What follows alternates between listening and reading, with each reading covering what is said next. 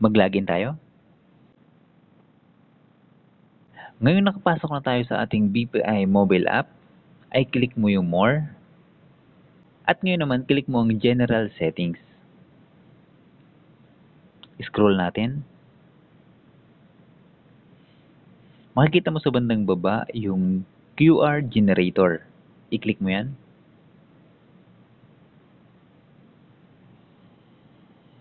Maglagay tayo ng nickname.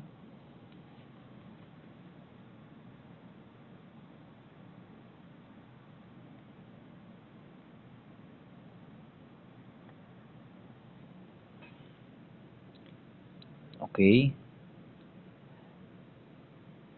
Ngayon, click mo yun sa taas, yung select your account.